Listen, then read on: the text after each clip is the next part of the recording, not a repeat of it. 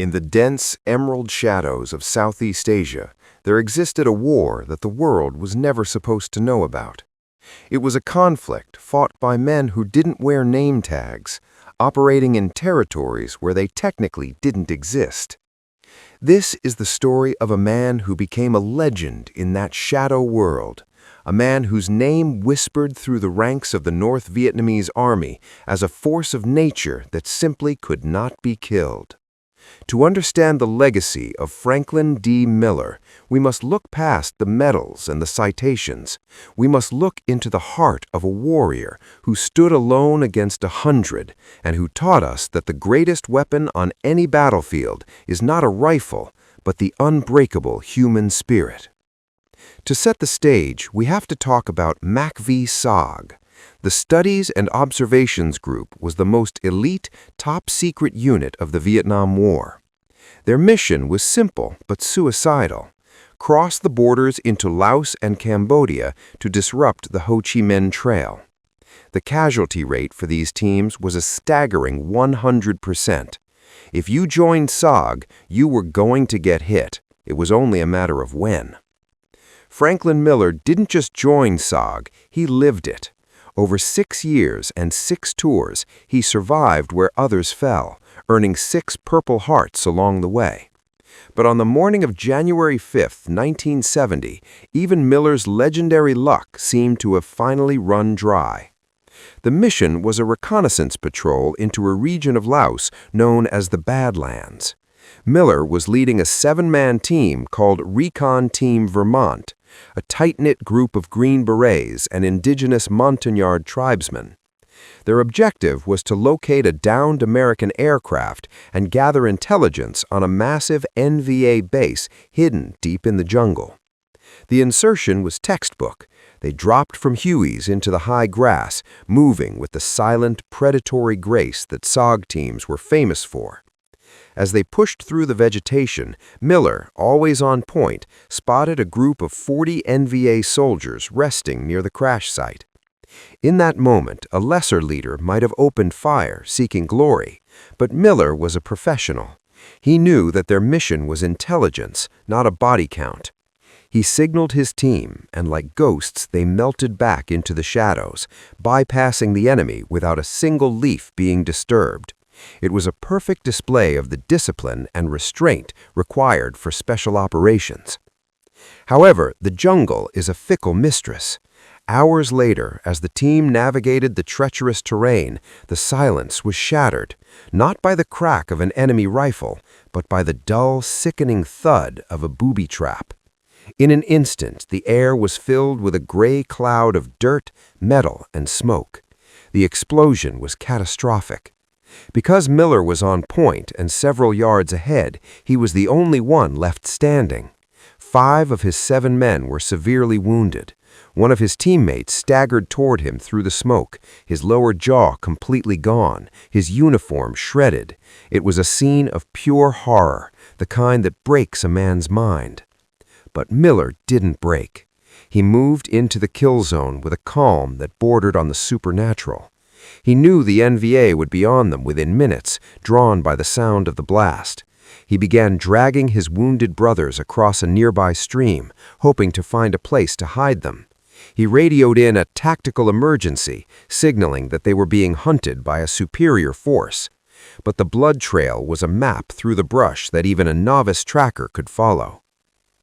Realizing that his team was completely unable to fight, Miller made a choice that defines the difference between a soldier and a hero. He hid his men in thick bushes, covered them with mud and leaves, and then he did the unthinkable. He left them. He didn't leave them to save himself. He left them to lead the enemy away. For the next 2.5 hours, Franklin Miller waged a one-man war against an estimated 100 NVA soldiers. This wasn't a movie. There was no infinite ammunition, only the raw calculation of a master tactician. Miller moved like a phantom through the timber and rock. He would pop up, fire a controlled burst at an enemy machine gunner, and then vanish before the return fire could find him. He hurled CS gas and white phosphorus grenades, creating a literal wall of choking fire and blinding fog that shielded his teammates. The NVA were confused, terrified, and convinced they were fighting an entire platoon. They had no idea that their nemesis was just one wounded man with an M16 and an iron will. As the battle raged, an orbiting C-130 radioed Miller with a potential extraction point, a bomb crater several dozen yards away. Miller began the grueling process of moving his men to that crater, one by one. It was during this phase that the inevitable happened.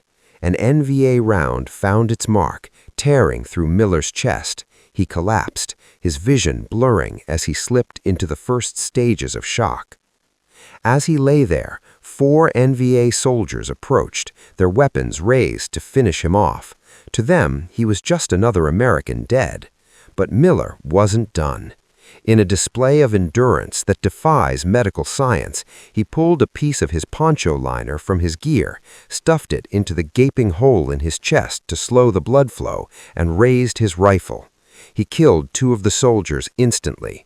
A third was shot in the back as he tried to run. The 4th vanished into the woods, likely believing he had just seen a ghost rise from the grave. Covered in his own blood and the grit of the explosion, Miller crawled back to his team and finished moving them to the crater. When a rescue Huey finally attempted to land, the NVA launched a desperate final assault. Mortars and rockets rained down. Shrapnel struck Miller's left arm, nearly severing his hand. He looked at his limb, saw it hanging uselessly, and realized he was down to his last magazine and a single grenade. He prepared for his final stand, standing over his wounded brothers like a guardian of old. Just as the end seemed certain, a hatchet force, a reinforcement platoon of Montagnards, descended into the fray.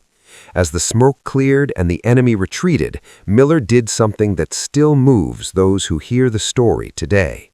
Despite being shot in the chest and nearly losing an arm, he refused to be loaded onto the helicopter until every single one of his men was safe on board. He was the last man to leave the soil of Laos. Franklin Miller survived that day. He would eventually receive the Medal of Honor, the highest award for valor our nation can bestow. But if you asked him about it, he wouldn't talk about his own bravery. He would talk about his brothers. He retired as a command sergeant major, spending the rest of his career teaching young Green Berets the lessons he learned in the shadows. He told them, "Share your fears with yourself and your courage with others." The moral of this story is as powerful today as it was in 1970. We all face battles, perhaps not in the jungles of Laos, but in our lives, our careers, and our personal struggles. There are times when it feels like we are standing alone against 100, but Franklin Miller reminds us that one person, fueled by love for their brothers and a refusal to quit, can change the outcome of the impossible. True heroism is not the absence of fear, it is the presence of a purpose greater than yourself. As we reflect on this report, let us take a moment to remember the man of MACV-SOG and the countless heroes whose stories were never written because they stayed in the shadows. Let this story be a motivation to you when things get hard. Stuff the poncho liner into the wound, pick up your rifle, and keep moving forward. Because like Franklin Miller, you are capable of being unkillable in the face of adversity. Thank you for listening to this report on a true American legend. Never forget the cost of the stories we tell, and never forget the men who paid it.